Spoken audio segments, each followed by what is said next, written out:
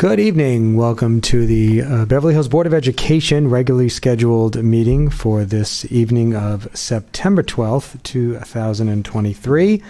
I'm calling the meeting to order at 5:17. And who would like to do the flag salute? Dr. Horvath, would you like to lead us in the flag salute today?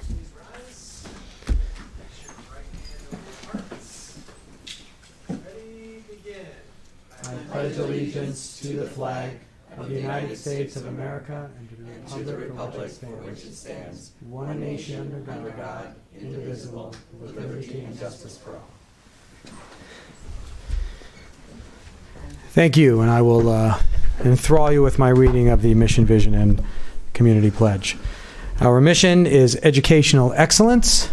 Our vision: our students will realize their full potential to thrive with integrity in a complex, changing world. So true. Community pledge. The BHUSD community acknowledges that in order to achieve educational excellence, we must act with integrity and respect for each other and our learning environment. Therefore, we pledge to model civil behavior and respect in all communications and in public while maintaining a culture of honesty, listen and acknowledge differences of opinion, do our part to protect an inclusive culture in which we honor the relationship between all school community members, and honor our learning environment, including how we take care of our schools and personal property. By holding ourselves and each other accountable to this pledge at all times, we will promote an environment of educational excellence that will allow our entire BHUSD community to thrive. Can I get a motion, please, to approve the agenda? I'll make a motion to approve the agenda. I will second it. Thank you. All in favor? Aye. Opposed? Motion carries. Dr. Breggy, a report of closed session action. Thank you, President Margot. I do have two items to report on this evening. The board has voted 5-0 in favor of a settlement for student number 1702784. And the board has voted 5-0 in favor of a settlement for OAH case 20230608884. And that is it. Thank you very much, Dr. Breggy. Well, it is my pleasure to bring back our Now No One Knows segment after a summer hiatus. And unlike television, we are coming back after the summer break with some new episodes. We'll wait for KBEV to cue that, but I got to do some computer science and coding with Jennifer Hegley, right around the corner from here, actually. And it was a wonderful experience, so much so that I wound up editing two episodes out of it, one which we'll show tonight and one we'll show next month. Just waiting on KBEV, so I have to stretch it out. You know, they're giving me the sign and like that. Here we go. Hi, welcome to Now No One Knows. I am here with Jennifer Hegley, and we are going to look into some computer science and coding today. How long have you been teaching here in Beverly Hills University? I've been here for 16 years. So can you tell us something about yourself that nobody really knows? Yes, absolutely. In the year 1913, well over 100 years ago, my great-great-grandfather purchased this small piece of land in northern Wisconsin. It is an island, and it is... this roof right here is a 2-story octagon-shaped log cabin, and this is a view of the island from the lake. The cabin is in the background there. This is our sanctuary, our heaven on earth. Can't wait to drive the 35 hours to get there again this summer. Except the last few feet, obviously, you need to take a boat. Yes, yes. So disappointing to go all that way. And which lake is this? It's called Upper Lake St. Croix. It's the headwaters of the St. Croix River. Elsewhere on the lake is... Where's the nearest hotel? There is one right there. People are watching this wondering, when are we going to get to the coding? I don't care about that anymore. This is awesome. This is fabulous. Thank you for sharing. I really appreciate that. Yes. I'm going to teach you a little bit of Python, programming language called Python today. Python is a very common language, a very current language. 3 main types of commands or categories of coding commands that happen is either sequential, iterative or selective. Sequential is basically, we know the word sequential is just in a row, in a row, in a row. We'll start out with that. Iterative is like repetitive, right? Like repeating the same code a certain number of times, and I think we'll get to doing one of those. And selective is where we can say either do this or this. So you can write code to make choices for you based on something. This is Carol the dog. This is Carol the dog. This is his world. Okay. Carol has 4 main things that he can do automatically. He can move, he can turn left, he can put a ball, or he can take a ball. So what I'm going to ask you to do in this section next to this number 1 right here, this is where you would write your code. So just write several of those in a row. Do I have to be at the ball to take the ball? You're thinking ahead, which is fantastic. Now, if you just click the green run button, Carol will do what you told him. Uh-oh, something happened. Error line 6, no tennis balls to pick up. So the answer is no, but this is a perfect example of coding and programming is a whole lot about trial and error. Gee, I wonder if I can do this. And it'll do whatever you tell it to do, or it'll try to do whatever you tell it to do. Can I add something in the middle? Yeah, you can just hit enter. Like that? Okay. Yeah, you can edit whatever you like. So reset and see if that works, if you got to the wall. Is Python what everybody uses to code now, or is Python used to teach coding? Python is very popular. It's easy to learn. It's less syntax heavy than other languages like Java. So you had him move 3, turn, move 3, pick up the ball, and put it down. Very nice. And now you have a very upside down dizzy dog. Upside down dog. Is most coding sequential? The most basic type of coding is sequential. So yes, any programming language runs sequentially. Okay. Oh, teacher, I need you. Thank you to Jennifer for allowing me to do that and understanding a little bit of what our computer science classes are doing. Obviously, they're doing more than picking up a ball. Moving on to consent calendar. No, Nobody's pulling? Okay. So can I get a motion, please? I'll make a motion to approve the consent calendar. I will second it. Thank you. All in favor? Aye. Aye. Opposed?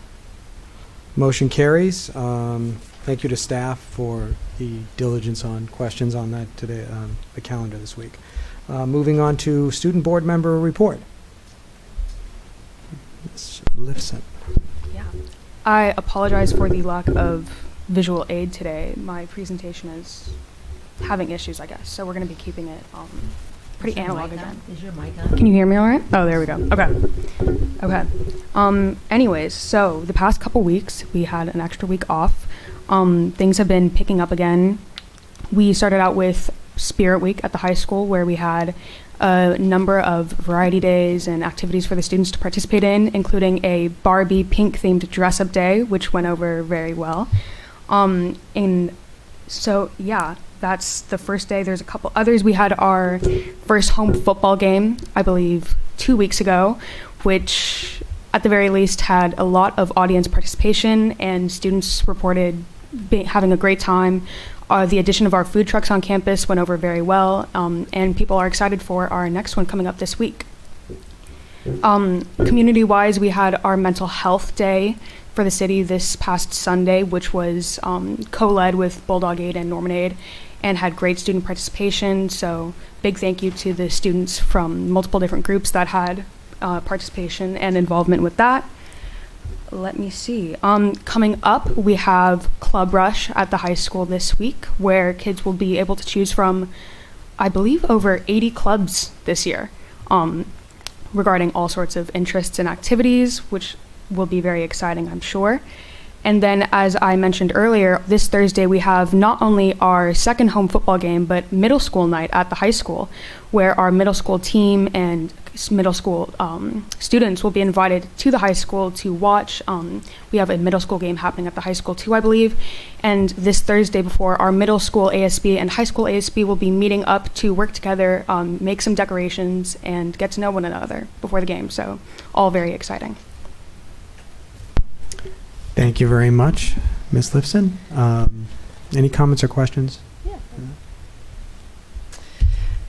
Thank you as always, and it sounds great. The Club Rush, I love that. It's great. So I want to ask you, as a senior, what's going on in the world of the seniors? Are there any stirrings about college or applications, or are you guys not there yet, or would you prefer not to comment? No, I'll say a couple words. Yeah, we have the College Center up and running at the high school, which already has a number of college visits planned. We've had UC Santa Barbara, Oregon State University, and others coming. We have the grade-wide personal application workshop unit in English classes coming up. So yeah, very on top of it and very exciting. I know there's college essay discussions in my house every day. Every day. As in, have you started it yet? Thank you very much. Dr. Berge? Thank you very much. Just take a second for this to transfer over.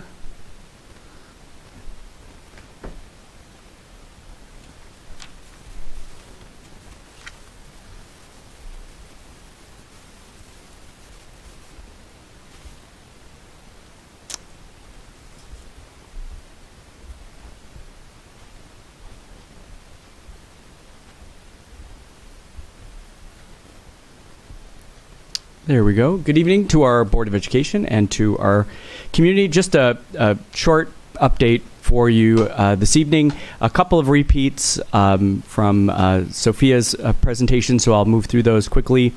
I do want to share with you that I had a great experience the week before last. Our state superintendent, Tony Thurmond, is doing an education to end hate. And then there's going to be several topics of communication in the education sector. So providing education to superintendents and to teachers and to administrators. This was on countering anti-Semitism, and I thought it was really appropriate for a lot of what's happening in our world. And there were just so many takeaways from this experience. As you can see on the slide here, I put just a few of my notes here. The most important takeaway for myself as an educator is just making sure that materials, the right materials, get into the right hands of our faculty and our staff. This is a conversation that seems to, it means different things to different people, and really being able to arm our staff to ensure that we have the right materials, that we are talking to students about anti-Semitism, and to really understand what that means. It's different, as I mentioned. Some people look at it different based on their own experiences, and to really draw in this experience and having students be part of the conversation is really important. That we're stronger together, of course. There are factions of people and organizations are out there that are wanting to divide us. And that seemed to really kind of center around a lot of our conversation, is to stay stronger together. We have a very strong community, and to keep that going and to share this information with other educators. So, we do value, as you know, with our values that are up here on the screen. This is shared by our community and our staff and our students, and this is a great example of staying stronger together. There's going to be other conversations. This is part of a series, and I'm very proud to be part of that. And then I could also share that information with the board as well. These are typically done on Facebook, and then I can share that information with the board and our community. Want to just touch base with you just a little bit about we have an organization that we're working with for two of our main strategic planning goals. That is chronic absenteeism and also for managing student behavior. This week, I'll be working with two of our principals, Mr. Drew Stewart and also Dr. Scahn, to begin working alongside them to be able to be part of a very unique experience. And this is a collaborative that we're going to be starting that is really dedicated to our schools. And there's going to be As I reported out earlier, this is an issue that's happening all across the country. So I reported back out many weeks ago that 78% of just teachers surveyed have said that student behavior is a top concern. And so that's why I've been reporting on a regular basis to you about how we're going to start to manage, kind of diagnose what that looks like for us. And that's going to be a real consistent part of my reports moving forward. We have a very unique opportunity here in this collaborative to start working with the staff at our schools so that we can start to diagnose what some of those issues are and then how we solve them. This is not a one-size-fits-all program. It really is about tapping into our students, our staff, our community, and then working to come up with solutions for improvement. Earlier this evening, we've spent a great deal amount of time on our strategic planning through our school sites and then also our district office departments. As I've mentioned many times, it's very robust, our plan, and more than anything else, it's really holding ourselves accountable. But the takeaway for me, and I'm hoping many people at the district office and our sites, is this opportunity to have a conversation, an ongoing, consistent conversation with our Board of Education and our community about how we're doing. And that is really something that sets us apart from other school districts. So we finished that plan up today. We're going to be working on the dates. I'm going to send the Board of Education some those check-in dates so that, as I mentioned, that accountability piece is there, the data sharing piece is there, and most importantly, that feedback piece, that conversation with the board based on the information that we're sharing is an ongoing conversation and not simply something that happens as a check the box at the end of the year. I've talked a lot about our behavior and accountability advisory panel. This has been a really great experience and very relevant to what we're doing. And so at our next meeting, we're going to be sharing with you a report of the recommendations, how the recommendations are starting to be used. It was very informative and practical and relevant, as I mentioned. And so we're already starting to utilize some of those strategies in our leadership team. At our next meeting, I also want to have the opportunity to work with Mrs. Collins-Williams and Ms. Starkins to present to the board so that you can get a better understanding of what the recommendations look like. But it also is an opportunity for us to thank the panel that was selected through an application process. We met Mondays throughout the summer, and we worked with our police department and our principals. And so I really want to have that opportunity to honor and recognize them for all of the work, and most importantly, the contributions that they made, because we certainly needed an outside perspective and even a different expertise level that's outside of education. I'm sure you've seen our construction updates that have been being pushed out. This is a big change from what you've seen in the past, and I think we've talked a lot about in our strategic plan about recognizing and celebrating, and we have really picked up on that idea that we can't assume that people know what's going on. So please, when you see the look of this email that's coming out, please take an opportunity to read this, because things are really coming offline and things are moving along quite nicely. And it's not just construction, but it's also programs. So it's buildings, it's construction, it's modernization, but it's also new programming that's coming online as well. This has been a couple of weeks now, but we had an extra week in between our board meetings. Many of us here on the dais attended the BVMS Carnival. What a great way to bring everybody back to celebrate the start of a new school year. It was incredibly well attended, and this is no small feat to pull off an actual it is an amusement park on our campus, and it was done really well and well attended, and everybody had a great time. We also had another event that was a couple of Sundays ago. We worked with the city to have a community reads opportunity with lessons in chemistry with Bonnie Garmis, who was the author. There's many people that were involved in putting this together. Certainly, one of our commissioners, Laura Margot, spearheaded this along with our school district and Julie Goler, who was our moderator. This was really well attended. I mean, there was more than one room that was full. There was Zoom participation, and this was just a unbelievable experience to be able to, it was a little bit, this was through Zoom because the author was in London, but you would have never known that. It felt like she was sitting right in front of you, and it was, we really were all drawn in, and I'm really thankful to our students that participated and had some really great questions as well. This was a really good dialogue about a really good book. As Sophia mentioned, our first home game has come and gone. Great success, a lot of new things happening. As she mentioned with our food trucks, we're really tapping into what our community wants, and we're reacting to that, and we're finding that we've gotten some really good information about how to make this a real community event with our food trucks, and we've placed them accordingly.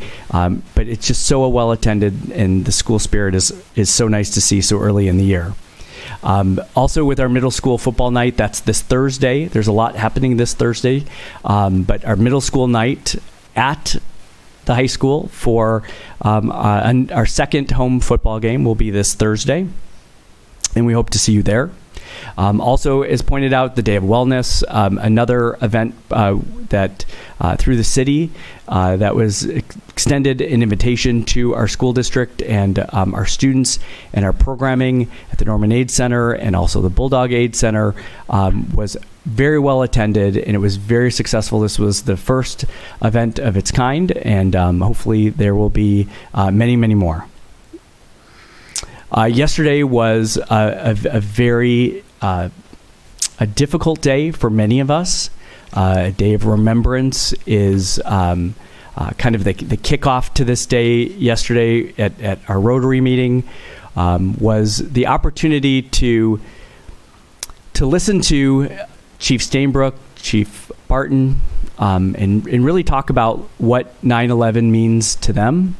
And I think that 22 years later, you're still hearing stories about where people were and what they thought and how this impacted them.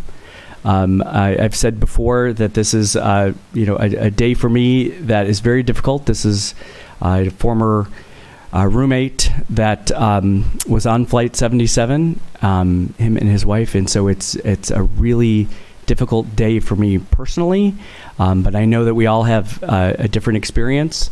But to be able to listen to Chief Stainbrook and Chief Barton talk about not only what it meant to them 22 years ago, but where we've come since that day.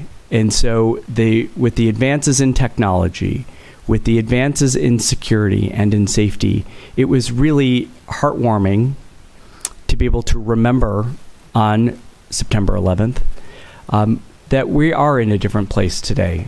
And it was really heartwarming to hear about a lot of the advances, how we're taking care of one another as a community and as a country. And then last evening, there were many of us here in the room that were able to attend the 9/11 ceremony and memorial at the City Hall. And it was just a great presentation, and it was very well done. And a special thank you to our madrigals. They were able to sing and perform, and it was a very, very special day. And I appreciated seeing all of the school and community support at both of the events. Another invitation to join us. There's a theme in this presentation and in some of my others, the relationship that we have with our city. It is at the best and most effective, relationship that I've ever seen since I've been here, and I'm just so proud of the work that we're doing. We are truly partners with the city. Next night is an event that's coming up on September 23rd, which is going to be here very soon, and I invite and welcome all of you to join us. This is an incredible street festival. You don't want to miss another performance by the Tokens and our president, Mr. Margot, and just a great night again.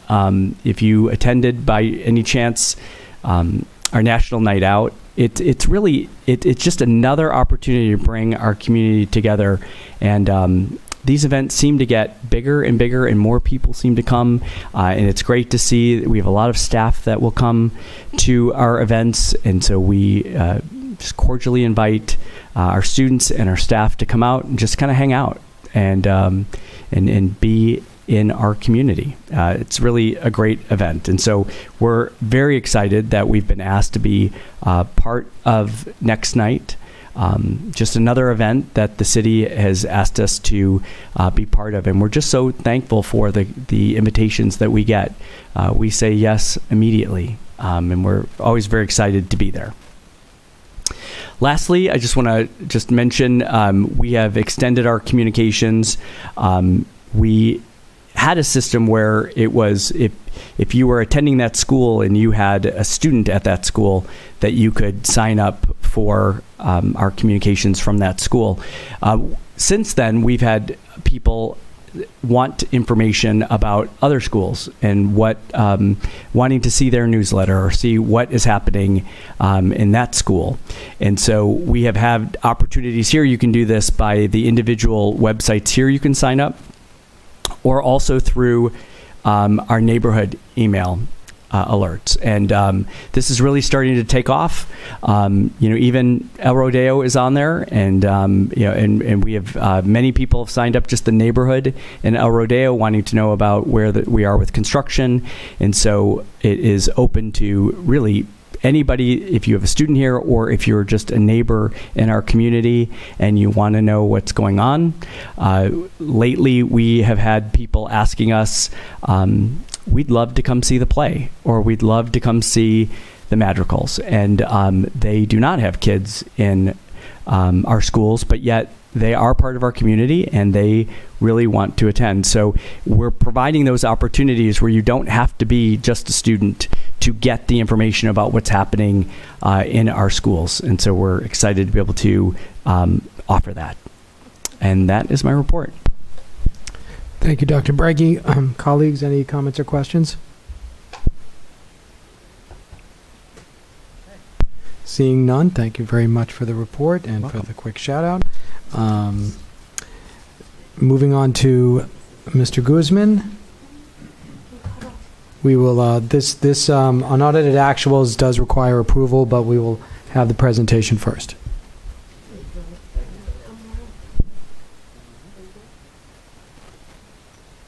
Thank you, President Margot, members of our board, community members, staff members. I appreciate today being here to present regarding the unaudited actuals. If we could stop sharing on the other screen, please. I'm sorry. There we go. Okay. So I'll go ahead and share my screen here. See if I remember how to do this. All right. So it should be up and running. Okay. So I'm just going to go ahead and get started here. Just to kind of explain, again, I'm appreciative of our team effort here. Everyone really took a part in getting through this presentation and helping us grab these numbers. It's a long process where every department has to turn in their paperwork and invoices and everything else that they might have pending. It's a whole reconciliation process, so I'm really happy with the work that was done. So we could go ahead and take a look at the budget and financial reporting cycle. As you can see here, we're at the end of September, at the middle of September, so we're doing the unaudited actuals. Next up is in December, their first interim report, and that just keeps on going. It's a cyclical cycle. Every year we're doing this. Now you'll see that this says 22-23. It's not wrong. It's just that we need time to close the books. So as of June 30th, we get up to September 15th to close the books. So that's why we're doing the unaudited actuals for 22-23. So what is the unaudited actuals? Essentially, it's a report that contains all of the district's actual expenditures. These are not projections anymore. These aren't our estimates anymore. These are the actual expenses. This is where we ended. And so we do a lot of reconciliation of our balance sheet accounts, our revenues, and it's due to LACO by the 15th, so we are right on time to be able to turn this in. Just some of the trends that we saw with the unaudited actuals, as you know, and you've seen this slide 1,000 times already, but it's essentially showing that we are a district that's community funded as compared to most districts that are essentially LCFF districts. LCFF standing for Local Control Funding Formula. So we are a district that's community funded because the majority of our income comes from property taxes, whereas with other districts, the majority of the income either comes from state aid or a form of state aid, or a good amount of the state aid comes from, their revenues come from state aid. Some of the differences are that for a district like ours, ADA doesn't have as much of an impact in our main source of revenues, whereas in a district that is LCFF, the ADA does impact their revenues significantly. And you can see there just some of the other impacts that the differences have between a community-funded and state aid district. Some of the trends more pertaining to us, you can see this is actually really good news for us. If you recall, at our estimated actuals, we were projecting our revenues to be at 65 million, so right about 65 million. Well, it came out at about 65.9. Now, mind you, I just want to clarify when it comes to property tax revenue, this is something that we receive in a property tax kind of roll that we get like about 2 or 3 times a year. So we get those numbers and we use those numbers because that's what we have as of that time. So when these numbers came out in the middle of August, we were really excited because we were showing an increase of about $900,000 from what the state had from what LA County had originally projected. So that's good news for us. It was a pretty significant increase from last year. Employee salaries have also gone up. The majority of that can be attributed to the increase in salaries that was negotiated previously, the 2.5%. Our per student expenses have gone up as well, as you could see, from 26.9 thousand to 29.2. Again, that is, you could attribute that to really just the increased expenses in salaries, but also having more revenues to be able to spend. We do show that in 23-24, we do show some growth there. That's mainly because of those continuing increases in property taxes. If you wanted to know like how we really spend our money, right, the money that the district receives, if you were to take $1, 69 cents out of that dollar is coming from property taxes. So how do we receive our funds? 69 cents comes from property taxes. 18 cents comes from other local revenue, whether it's the JPA, BHUSD, PTAs, and other gifts and donations. I just want to take a quick second to thank our other partners like BHUSD for their significant contributions towards our budget, towards our expenses. They are a valuable partner to us, and we appreciate their efforts this year and in previous years. They've done a lot of funding for us in the past, and I know they're planning to do more for the district, and so I'm just really appreciative because that is a good pot of money that impacts our kids and our staff. The 9 cents comes from just other state funds like the Education Protection Account, basic aid supplements, and things like that. And 4 cents comes from federal funds. Well, how do we spend the money? So how do we use our revenues?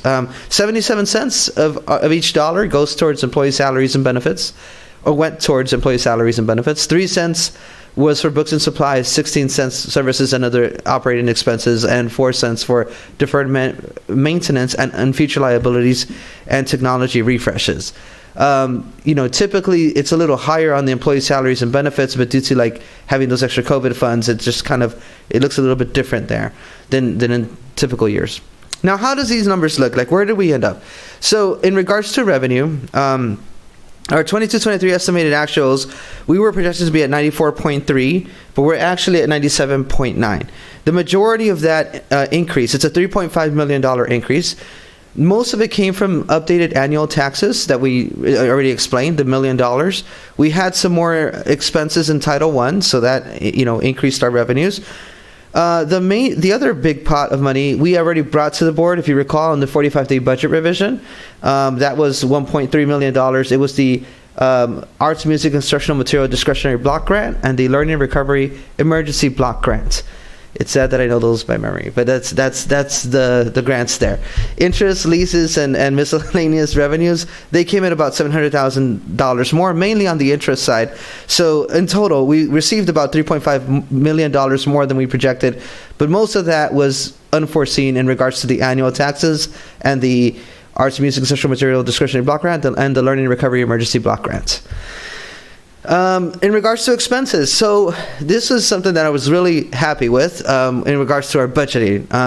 So we were about $36,000 over projected from our estimated actual. So that's actually pretty good. It's you can't really get closer than that. It's a really good estimation. So we did a really good job in closing the books, and I'm not patting myself on the back here, just recognizing our staff for being good at budgeting, and I think we're seeing a trend of getting better at actually hitting these numbers that we can control. So classified salaries, we were right there as well, about $82,000 under projected. Employee benefits, we did a lot of true-ups and I kind of mentioned this to the board that we were cleaning up our balance sheet accounts. So we did that for PERS, workers' comp, health and welfare liabilities. So that actually resulted in us spending about $500,000 less than what we projected at the estimated actuals. Books and supplies, it was about $350,000 less. That was basically unspent open POs and items not received by June 30th. So there may be situations where, like, especially with technology, right, where we ordered something, we didn't receive it by June 30th, and by law, if you don't receive the goods or services by June 30th, we cannot charge it to that fiscal year. Even if we budgeted for it in that year, if we receive it after June 30th, we can't put it in the budget. Services went down by a bit. This has been a trend that has been going on in our budget because we have other future liabilities that the district has. And so what we did was, in this budget, we actually shifted this over to Fund 17.2, which I'll go over in a little bit. But basically, that way this doesn't show up, and it's not this volatile thing that makes it look like, well, you were $2 million under projected. No, it's just that we have these future liabilities that we have to cover. Capital outlay, we were projecting 187,000, but we came in lower than that at 143,000, and so forth. You could see there. The other big difference was the interfund transfer. That's where I'm talking, like, instead of spending that $2 million in the services, we actually shifted it out to another fund, so that way it sits there and lives there, and it's not part of your general fund and doesn't confuse your budget. So that's a decision we thought would be very prudent for us to do. Also, in the interfund transfers, we saw our first allocation towards our technology refresh fund, which is great for the district that we're setting that up, and we're preparing for the future. Once the bond is no longer available to us, then we're going to have to dip into this pot. So basically, how did this change? Our numbers at the end of the day, our ending fund balance for the unaudited actuals is about $25.6 million. Of those monies, $3.8 million are restricted. So if we were to add in our Fund 17 and Fund 17.1 and 17.2, you're looking at $35.6 million for reserves. Of that, essentially, your reserve percentage is at 39.37%. Now, mind you, if you were to remove the Fund 17.1, Fund 17.1 is the technology refresh fund. So if you remove that money and you remove the $2.2 million for the other future liabilities in Fund 17.2, your reserve would be more around 36%. But I have to include it because right now it's part of a Fund 17. So essentially, really realistically, you're looking at like 36 is the percentage, which is still better than what we had at estimated actuals. The main difference, again, I guess the bigger takeaway here, is we had higher property tax revenues at a tune of about $1 million. We had those two grants that came in about $1 million higher, and we did have less in expenses. So I think that's where you saw basically that bulk of difference in regards to how that reserve was increased. In regards to other funds, just running quickly through this, Fund 8 is the student ASB funds. That ended at about $300,000. Fund 13 is our cafeteria fund. I'm happy to say no contribution again from general fund, so that's good. And we actually had a surplus there, so we ended at $1.1 million in Fund 13. And what that's enabling us to do is actually hiring more staff to be able to implement better processes in our cafeteria funds. No contribution, as you could see there, for 21-22 or 22-23, so 2 years running. Fund 14, we actually spent quite a bit, 1.8 million, but we also had a contribution of about 1.2, so we ended at about 600,000. That's then carried over into next year. So that's Fund 14, and that's why it's so important to keep Fund 14 outside of the general fund, because that way you can account for it, and have that carryover just go directly. Fund 17 went up. Again, that you could see that mainly was a contribution of about 2.7 million. That was comprised of that $2 million roughly that we had talked about future liabilities, as well as the 500,000 for technology refresh. And for those of you that might not know what that means, technology refresh is essentially right now all of our devices that we have for our students, they are funded essentially by the bond. So we needed to set up a fund that we could refresh our technology from, because once those bond dollars run out, we need to have a source to be able to continue to replenish our technology needs. And as anyone that buys a computer knows, it lasts you about 3 to 5 years. So Fund 21, you could see that ended at about 186.9 million. We had 74 million in expenses this year for Fund 21. Fund 25, developer fees, we're at about 2.8 million in developer fees. Now, mind you, some of those, it has to do with that, like, end of the year is June 30th, but, the new Bulldog Aid Center and all that, so, like, some of that is being funded out of Fund 25, but because it wasn't delivered till later, it's going to be charged to 23-24. That's why you're seeing that bigger balance there. Fund 35, that's that state seismic mitigation funding. That's all accounted for, essentially, but that's 15.6 million. That's part of the plans that we've presented to the board in regards to construction. Those funds are already accounted for. And Fund 67, we pretty much contributed almost exactly what we expended, so it ended up being 494,000 in regards to where that ended. Fund 71, our OPEB account, that's at 5.7 million. We recognized just the contributions that we made, as well as just the fluctuations in where that economic activity in that fund, what happened there with the investments. So that's about it. Next steps, we hope for approval of the unaudited actuals. First interims coming to the board in December. And then, of course, our financial audit, we're hoping by December 15th. And we will continue to monitor fluctuations in property tax revenue. So that is about it. Any questions? Thank you. Before we start questions, can I get a motion put on the floor so we don't forget to vote for this? I will get a motion to approve the interim report. The unaudited actuals. The audit report. Thank you, Mrs. Marcus and Mrs. Wells. Okay, comments or questions for Mr. Guzman? Thank you so much for that report. That was a great breakdown. Just a quick question regarding the post-COVID increases in spending on us you mentioned. Will employee spending and general spending continue to increase post-COVID as those remaining funds dry up? Yes, so we continue to see those expenses going up. Basically what's driving that is the property taxes also went up significantly.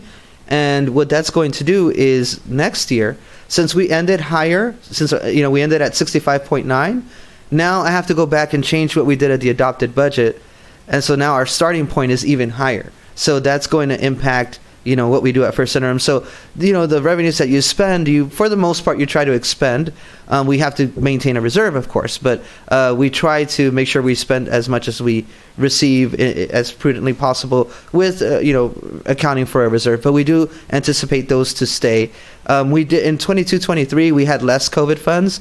And then this year we have very little COVID funds. So eventually you'll see something, the expenses continue to rise, but not as high as they did during COVID. Thank you. Yes.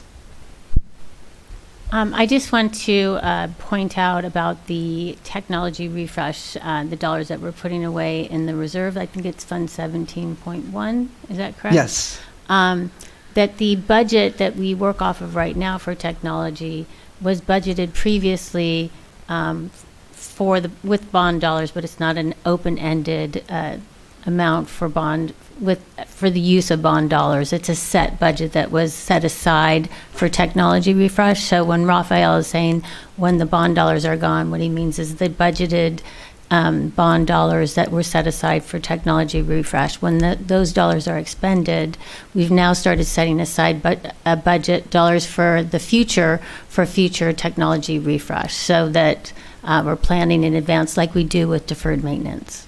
Correct. And I'm really Thank you. happy to see that in our budget now, so thank you. Thank you. Thank you.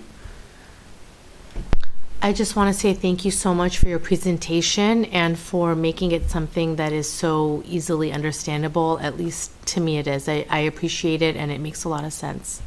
Thank you. Thank you. I want to echo Mrs. Manchuri's comments. I also want to thank you again for making us come in a little bit closer to a balanced budget, though I know it wasn't your fault, but you sure did a good job of explaining how we got there, and I really appreciate that, and thank you very much. Thank you. And it's really our staff. They did a tremendous job. I'm thankful to them. Thank you so much. Just thank you to you and your staff. And it was very understandable and very comprehensive. Thank you. Thank you. Good news, which, I would like to go watch the game footage of the last one where everybody was kind of a little doom and gloom there for a second. Raphael and I said, whoa, whoa, whoa. We know how this plays out.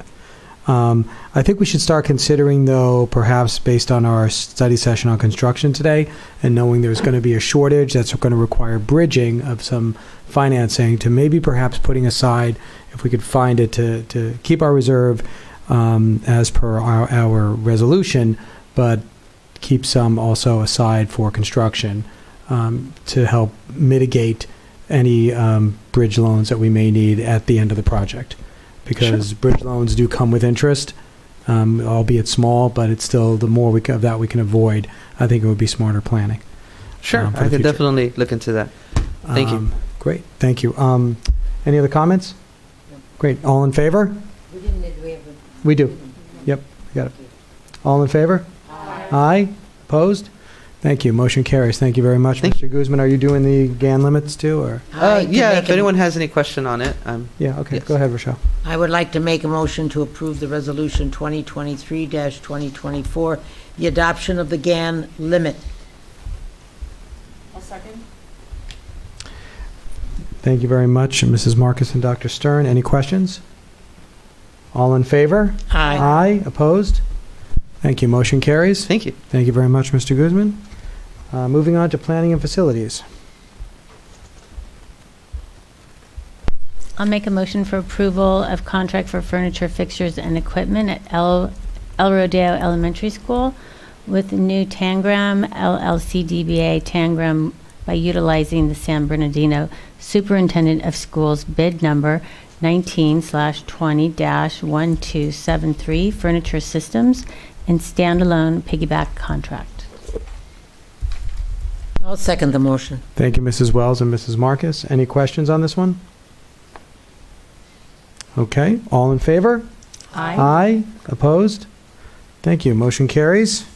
Yay, chairs and desks. I'll make a motion to approve the contract for furniture, fixtures, and equipment, FF&E, at El Rodeo Elementary School with new Tangrams LLC Tangram by utilizing the Omnia, NCPA, and Sourcewell contracts. I'll second. Thank you, Mrs. Marcus and Mrs. Wells. Any questions on this one? I have a question. How are these different, if an explanation, how is this different from the two contracts? Answer that question. So all three of these items actually are relatively similar, but the type of contract that we're utilizing is the difference. So the first one is a piggyback contract that we're utilizing for all the furniture and supplies that we can buy through that piggyback contract.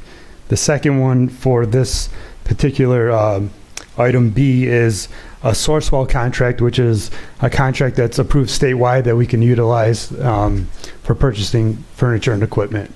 And then this next one, Section C, is for multiple vendors that were not part of Sourcewell or the piggyback contract, so we had to do a separate contract to cover those as well. And they've all been bidded out, and they're the most reasonable Yes. bids. Yes. On Section C, Yeah. they have been, yeah. So when you have a piggybackable contract, essentially what that means is that someone else, another agency, went out, did all the bidding, and then they went in and we're we're getting on top, we're piggybacking off of that. The source well, essentially it's like approved through the state for us to be able to contract those. So in that case, we don't have to necessarily go us ourselves out to bid. Just want to Now clarify. we save money also. We save money, yes, because it was a competitive process. We're just piggybacking on it, and the other ones, it's also competitive. The state also looks at that too. So Thank you for the explanation. Sure.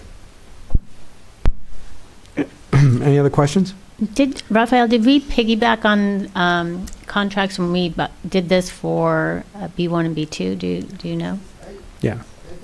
We did. Yes, I'm pretty certain we did. Yeah, We did. Mhm. Thank you. And Tangram was involved then as well. Yes. Right. Yes. I know it was Tangram. I just Yeah. didn't know if No, it was yeah. a piggyback contract Yeah. because I know we Yes. were running late when we did it last time. No, it was. Thank you. Thank Okay, so we're doing B right now. All in favor? Aye. Opposed? Motion carries. I will make a motion to approve the contract for furniture, fixtures, and equipment, FF&E at El Rodeo Elementary School with multiple vendors. I'll second. Thank you, Mrs. Marcus and Mrs. Wells. Any other questions? I think we covered it. All in favor? Opposed? Motion carries. Item D. I'll make a motion for approval for professional services agreement with C Financial Investment, Inc., DBA Key Analytics for project tracking and reporting services for Measure E and BH. I will second it. Any questions on this? Thank you. Second. Right. Any questions? Great. Okay, all in favor? Aye. Opposed? Motion carries. Moving on to M&O, 13A.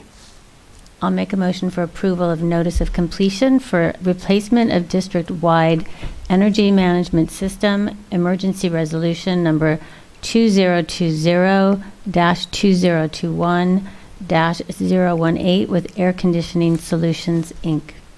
I will second it. Thank you, Mrs. Wells and Mrs. Marcus. Any questions on this?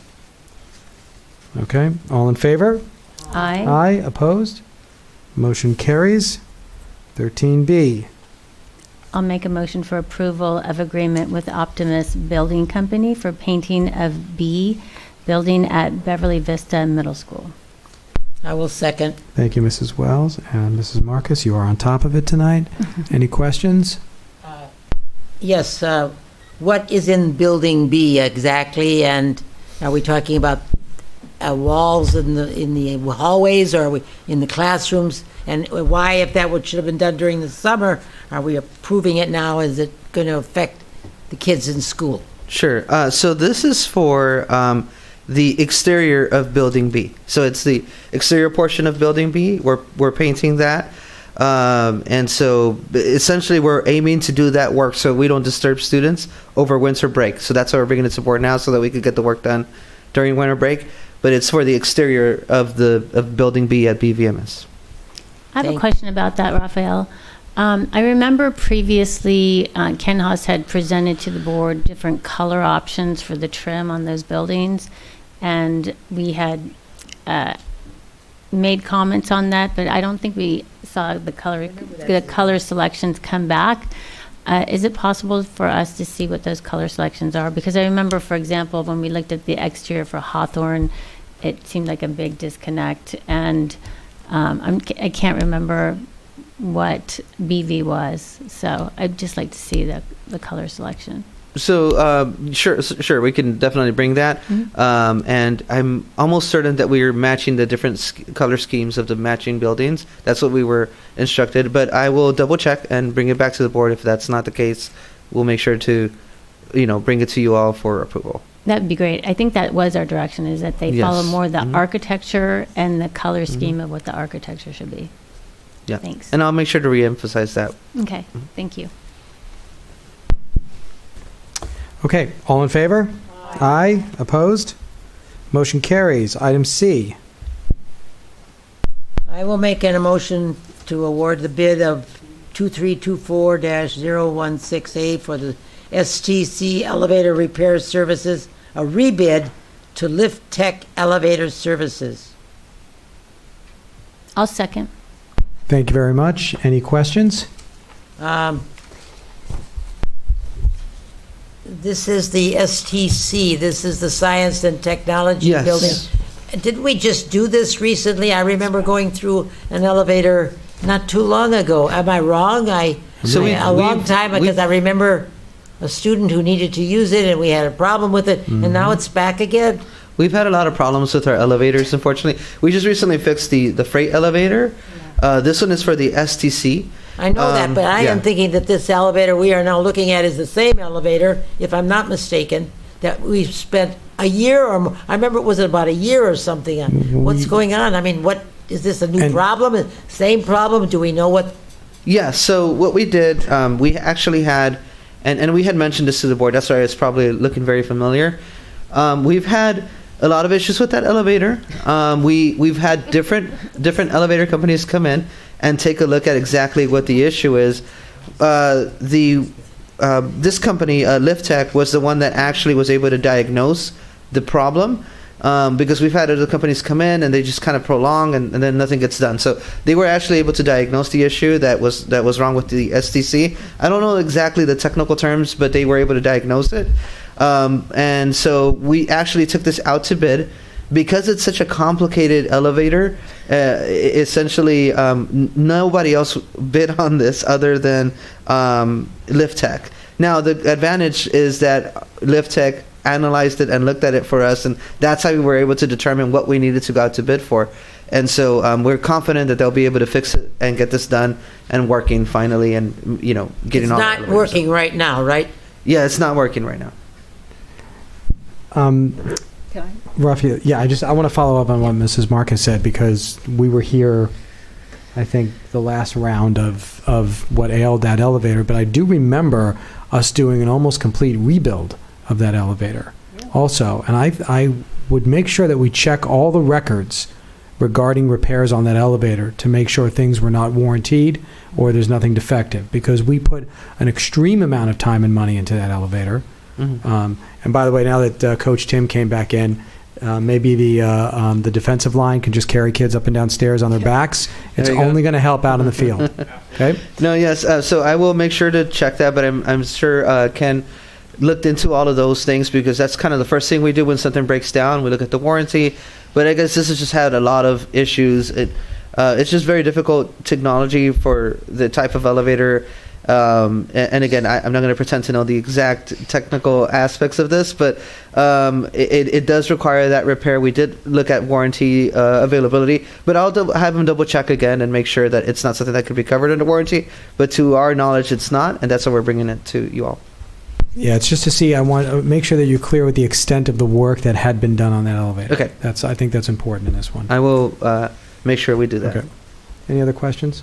Yeah, I was just going to say that seems like an extraordinary amount of money. I mean, I'm glad to see that, it was with the competitive process and there were bids, but $166,000 for a repair, it almost seems like that would involve, and of course I don't claim to know anything about elevators, but it seems like that would be like rebuilding the shaft or like a whole new car, or maybe there's someone in there who's going to press the buttons for you, like in the old days, or there's elevator music, but wow. Yeah, no, it's a very complicated process, and so I could definitely bring some more information to you all later. But I know that this is we went out to bid once on it. Yeah. We had to rebid it because we got no bids initially.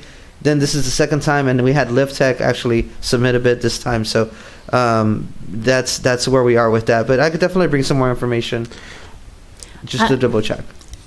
I do feel that since I've been on the board, there's always elevator repairs on this on our agenda, and I know it's not just one elevator, because we were rebuilding elevators. They were putting in new elevators, so it seems like at the end, even in B1 and B2, the ADA elevator I think had issues. So it does seem like we have a lot of issues with elevators.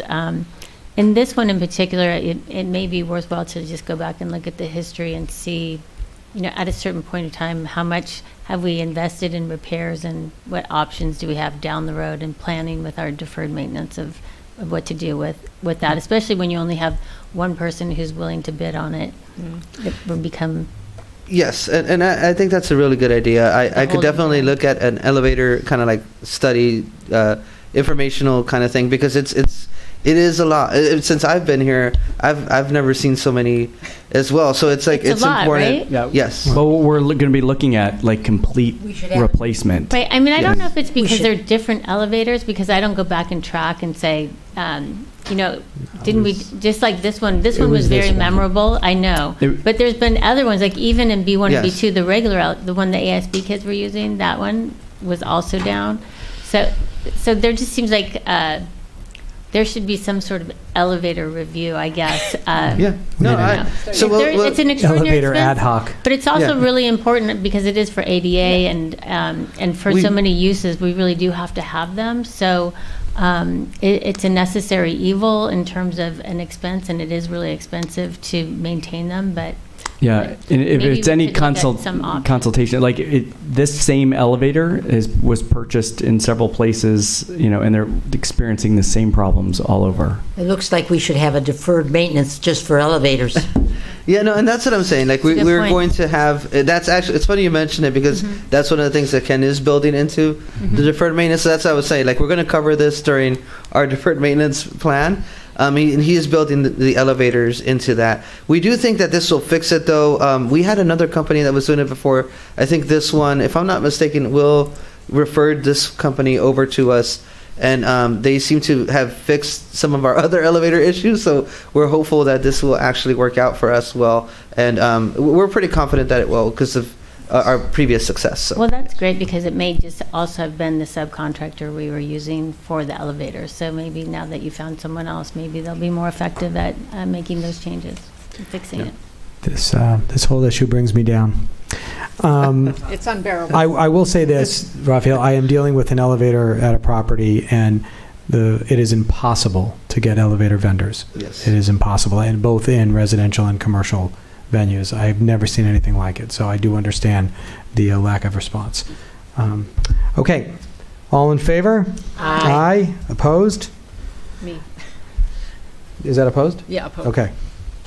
Thank want you. the kids stuck Dr. in the Stern? elevator? Opposed. No, but I mean, I just think it needs to be looked into.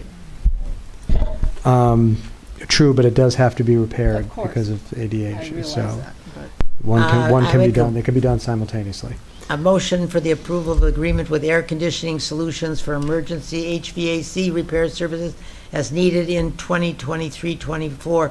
As I look at this motion and the next one, maybe we could explain the difference between them, and because they say exactly the same thing, but there's just a little bit difference. One's California Solutions for emergency, the other's California Industrial for emergencies. Can you, maybe we could roll those into one? I don't know, but they look, they're both emergency HVAC repair services. So do you want to combine the two and make one motion? Well, Just no, but- you could restate your motion, Rochelle. Nobody seconded yet, so. Okay. No, I'm not necessarily looking to, I wanted an explanation of why they're different, and Can even I- though we haven't approached the next one yet. Can I get a Okay. second then? on I'll that second one? that. Thank you very much, Mrs. Wells. Yes, sir. Okay, so they're both for emergency HVAC repairs that are needed. We just have two different vendors that we like to have on call that deal with two different systems. Or we have different types of systems across our schools, and so these vendors look at these systems, and so they have different expertise levels. So we just want to have both of them on call. Sometimes it's very difficult, especially during the summer, or when you have a heat wave, to even get a vendor out to your site. It might take you, even with having two vendors, sometimes it takes like 2-3 days to get someone out. So having these on call for emergencies would be very beneficial to us. Let me just look at one thing. Okay, yeah, these are just putting out amounts of money, though, just to clarify for everybody, that it's up It's a- to, we're putting out there 25,000, we're not Not to spending exceed. 25,000. Exactly. It's not an to exceed. emergency fund. Yeah, it's a not to exceed. The first one is for the first vendor you mentioned, California Industrial, and I'm sorry, and the other one is Air Conditioning Solutions. So it's for both of those. Yes. I was just going to clarify one small part. One is for the controls portion of the repairs, and the other one's for the actual units. So that's the difference between the two. Thank you. Thank you. So this will generate a PO in kind, Yes. which we may or may not use. I mean, Yes, exactly. Right. It depends on what the breakdown is, where it is, what type of breakdown it is. and obviously, should it exceed that, it'll come back to the board. Yes. Okay. Mhm. You might have to call one out to find out it's the other person's responsibility. Depending on, yes. Yes. That's kind of what I was saying. Like, it depends on what it is, what system it is that they're working on, and all that. Okay. Any other questions? So we're just voting on D right now. That's the motion is on item D. All in favor? Aye. Aye. Opposed? Motion carries. And item E? I will move for the approval of agreement with a California industrial for emergency HVAC repair services as needed in 2023-24. I'll second. Any questions, or did you get those answered? Okay. All in favor? Aye. Opposed?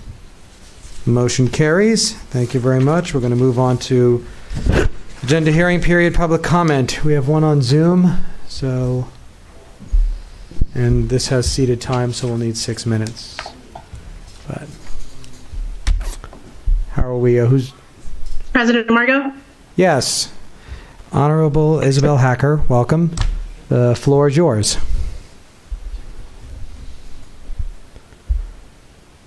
Can you hear me? President Margot, can you hear me? I can hear you. Can you hear us? Okay, great. Now I can. Thank Okay, you. you may begin. And you were right on that elevator, Mr. Margot. I recall that. I'll take the stairs. Thank you. Good evening, President Margot, members of the board. I came tonight to discuss a matter that I will soon get to, but I have to tell you that I am utterly disappointed in learning that public comment at Beverly Hills Unified has changed, and that now general comments or concerns made by the public not on the agenda have been placed last on the board agenda. This district, established since 1936, once had a proud tradition of having public comment at the commencement of every meeting. And on occasion, whenever there was an agenda item, such as the practice is now, was discussed when the agenda item came about. President Margot, if you recall, when you and I were elected in 2015, the board at that time agreed to being more accessible and more transparent by allowing public comment to occur not just once, but twice during any board meeting. First at 5 p.m. and then later at 7 p.m. Unfortunately, under the leadership of the former board president, Mrs. Wells, last year, all residents who wished to speak on a matter not on the agenda are now last. How is this good for any student, for any parent, a resident, a stakeholder, or in general for the community? It's not. I strongly and respectfully urge you, President Margot, and the other members of the board, that you reconsider placing public comment at the start of every one of your meetings. So, why am I here tonight? Some parents who have chosen to opt out of communication from BHEF and PTA have been receiving emails from the district's communication director. Our family, for example, has multiple emails registered with the district, and we opted out of one of the work emails, not because we don't support our schools or BHEF, but rather because we have other emails that are already in good use for school communication. In the past weeks, all of these emails that have been sent to parents have the district's logo, and all have been sent by the district's communication director. The messages read, quote, "Just checking, you don't want to hear from BHEF, exclamation point." And for those individuals who apparently also opted out of PTA, which is not my case, but I have seen the emails, the message also reads, quote, "Just checking in, you don't want to hear from PTA, exclamation point." Some parents have taken offense to the tone of these messages, but most agree that the repetitive emails are singling out a group of parents. These district emails all have an attachment and a deadline to reply by September 15th. The attachment provides only one option available for a response, and it reads like this, Quote, I would like to receive BHEF or PTA communication, if PTA was your option out, and comfortable with BHUSD releasing my information to them, end of quote. I know things have changed in the last few years since I left the board, but doesn't no still mean no? Finally, I've spoken to 2 presidents from these organizations. Both had very little to no knowledge about this situation. This is concerning. Personal information is sensitive information, especially when nonprofits are involved. The names of parents who opt out or who opt in for that matter is private information that belongs between 2 entities, the families and the school nonprofits, regardless if the communications officer of the district sees her position as being a liaison between BHEF, PTA, and the city. Again, it's sensitive information, it's private information. It's a conflict to have the district's communication director, an employee of the district, hovering over a list of parents who have opted out of PTA and BHEF. The question that many are asking is this: the best use of the district's staff time and its resources. It is a good practice to keep 501c nonprofits and taxpayer-funded positions and resources separate. Otherwise, it's just proven by these last emails and weeks, it can get very confusing, and some believe they have been personally targeted, which I know is not the intent, but it sure looks sloppy. Like many parents, I am grateful for the work the PTA and BHEF performs by non-paid individuals, as the aim of these volunteers is to provide extra programming that benefits students. Thank you for your time and for your service. Thank you very much, Mrs. Hacker. Okay, that takes us to meeting reports. I forgot we were mixing it up this time, so we're going to start with Dr. Stern. No meetings to report, but next Thursday I will. I really enjoyed the reading with the public library the day we all had Bonnie Garmis, and that's all I have to report. Thank you very much. Mrs. Manicherry.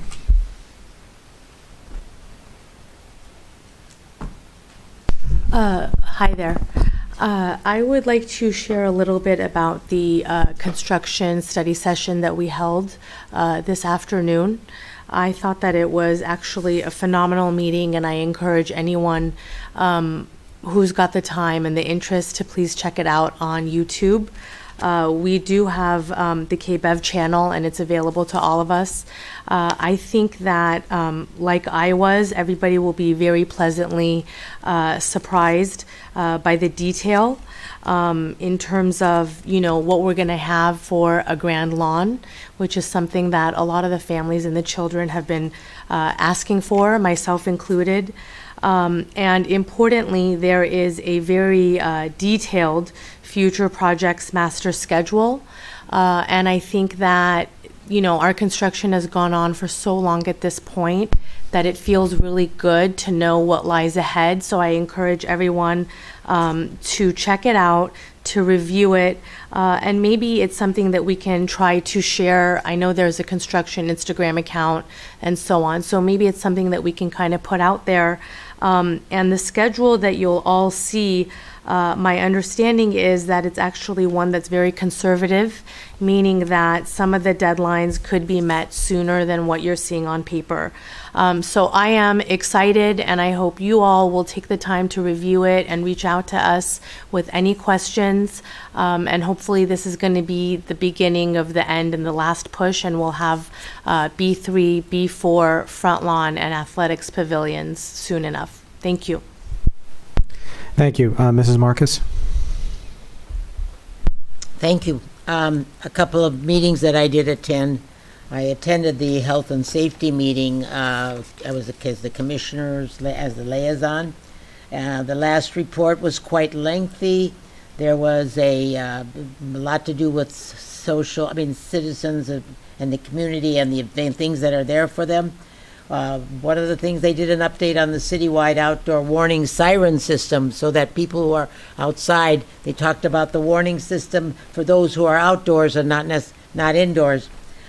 They talked about the Wellness Program Day, which of course was extremely successful this past week. It was really well attended and very well organized, and they should be really complimented. The three groups that did it were the Health and Safety, the Human Relations, and the Parks and Recreation, and they really did a fabulous job of organizing it and having events, and I'd like to compliment them.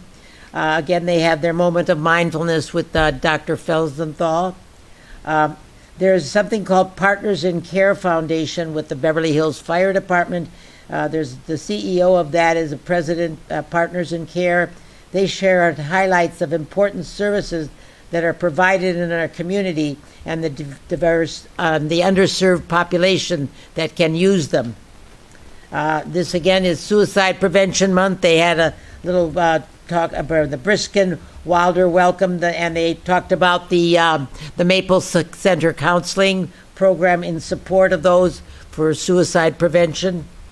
They talked about the Water Quality Consumer Confidence Report, what goes on with the contaminants and compliance with the damaged drinking water. And then last but not least, they have National Preparedness Monthly time coming up. They talked about the great shakeout that they're going to have. I believe the date, Mark, is October 21st. Am I right? 19th. The 19th. Thank you. And they were talking about what you need to have on hand to for if there should be one, such as being self-sufficient for 7 days, enough water for 14 days, and your emergency kits at home should be up to date. So it was a very packed meeting that night and that afternoon. Then I also attended the Finance Committee, which was very well done by Mr. Raphael. Thank you again, Mr. Guzman. He explained and showed them the budgets and the way that they can follow the way the money goes, with how you can find it and so on. And I think they really appreciated seeing that particular aspect of finding where expenses were and so on, even though they're sort of after the date. In other words, they're supposed to check on when, no, that's the finance. They just were happy to see the chart and the flow of the money and so on. And I think he also shared the 23-24 budget revision that's coming up. And he really explained the bookkeeping, which I thought was outstanding. And they had a lot of questions, and I think they really appreciated seeing that. And I think that's about it. Thank you. Thank you, Mrs. Marcus. Ms. Lifson, did you have anything else? Mrs. Wells? Well, I'd like to also compliment everybody that worked on the BVMS Carnival, which was a really fantastic event for all the students, and I know we really look forward to that now every year. And Michael and I get to ride on the zipper together, which I'd say is just great therapy for anybody. You scream for 3 minutes, and we're really good at spinning. It was a really fantastic carnival, and there's so many events we're talking about, and we'll just touch on them briefly, is that so many of them are in partnership with our city, be it the police, the fire. Michael LeBeau was sponsoring that with our PTA for the carnival. When we talked about the Beverly Hills Reads, with the partnership with the commission, with Human Relations Commission, and with the library and our high school and Julie Goller, I think it was just a really fantastic community event. We also had the AYSO Soccer Fest, which was the kickoff for the soccer season. And again, our partnership with AYSO through directly with AYSO and as well through the JPA, through the city. It's a really great feeling. Everybody feels very positive about where we are right now and how much opportunity we have to work together. And again, police and fire were there at that event, and Mrs. Marcus was she kicked off the soccer ball to start the season. So it was really fun, and I think everybody had a great time. We had the Day of Wellness, which was really fantastic because that's their inaugural event. It was 3 commissions working together. So not only was the city working together with the commissions, but also working with the school district and all the other groups. And we had Bulldog Aid and we had Norman Aid there. And I personally am very proud of that. I think that those programs are really outstanding. I know that Mayor Bossi, during her time, really was focusing on mental health and wellness, and that Mayor Gold now has picked that up and wants to also increase the mental health and wellness awareness in our city and programs, and is looking at the schools to partner, and we have a lot to offer in that regard. The other thing, again, last night with the Day of Remembrance with 9/11 and having the madrigals there, it's just that community event to me is really special, because I think it's really hard. It's been 22 years, and as we get away from 9/11, it really had an impact on all of us. And we're so fortunate in the city to have this beautiful monument. We were at Rotary, and Rotary was such an instrumental part of getting that monument into the city and supporting its creation. And now we have this wonderful place to go and really celebrate as a community, or not celebrate, but to reflect as a community on the events of 9/11 and as well where we are today. And it's a really special event, I find, for all of us to be there, and we're lucky to have it. We really are. Next night's really exciting, and again, this is the second year that the school district will be participating, and I know last year I've been attending next night as a quasi liaison, and they wanted to involve the schools and bring in younger families to participate in next night. And it was so successful last year with the hard work and coordination of Rebecca and all of our staff to make that happen, and PTA and our students and the band. And it was really fun last year, and so they're doing it again this year. And it's nice that, and they really want to focus on bringing in the families and partnering with the schools. So I think it's really nice that we're doing it again this year, and it'll be a really nice event as well. And Noah's band will be participating and performing, so that just brings another element to this. The other thing that we didn't talk about is that we had our JPA negotiations since our last meeting. And I want to thank our staff and the city staff for all of your hard work and getting the JPA agreement to a place where we could really have a successful conversation and negotiations. And we had a great second meeting and really agreed on what those terms are. And it's really going to be beneficial, not only for our school and our students, but the community at large, because now really the beneficiaries are our community, school included, and having better programming, more programming, and safe and secure facilities, which is really a fantastic place for us to be right now. And now we can turn our eyes towards Hawthorne and work together with the city on how we can also partner in terms of a JPA agreement for that. So I'm really looking forward to that as well. But it was a great meeting, and I think we all felt really fantastic about it. We have one more meeting where we'll just really be dotting the I's and crossing the T's, and then it'll come to council and to the board for approval. So that was really fantastic and really a highlight. And then again, I would also just reiterate with what Judy Manicherry said about our construction meeting. It was really fantastic. The team really came back addressing all the issues that we've been bringing up. We have a plan, we have a schedule. They're able to do it within a budget.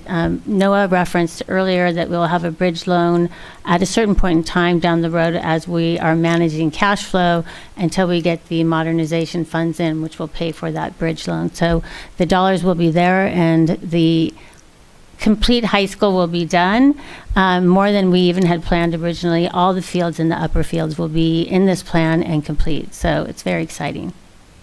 Thank you. Thank you very much. And to their point about the study session, it will be aired, but also the slide deck is posted to tonight's agenda. So you're welcome to look at it. Yes. We talked about trees. So that was exciting when you start talking about trees and grass. But it's in the presentation, but you can watch it. Some thank yous. Thank you to our steady BHEA rep, Elena Castanon, head, who comes to these meetings, and our staff, our cabinet that's here tonight, except for he shall remain nameless. And I want to thank KBEV. I keep forgetting to thank you all, and thank you very much for your efforts all the time. I see you're all donning the KBEV vest now. I like it. We're in uniform. It's cool. It's unity. The Day of Wellness. Somewhere out there, Colby has a picture of me doing Tai Chi. Hasn't leaked online yet. Might. I don't know. Colby. I'd like to see it before it leaks online. But I did take the Tai Chi class at the Day of Wellness, and it was a lot of fun. Something I can definitely get into. October 15th is the Run for the Stars, the charity event for Not Today Cancer. I want to remind everybody about that. And I also received an email from the city today about the Senior Health Fair, which is going to be at Roxbury Park on Monday, September 18th. I thought I should announce it because it's the only chance that we have to announce it here. But 10 to 1 on Monday the 18th with services, health and wellness, health screenings, housing information, nutritional support, risk assessments, and senior support services are all going to be there for our seniors at Roxbury Park. So you can hit that if you'd like to and qualify. So thank you all for a wonderful day, busy day, study sessions, and here we are still before 7 o'clock. Thank you all for coming. Meeting is adjourned.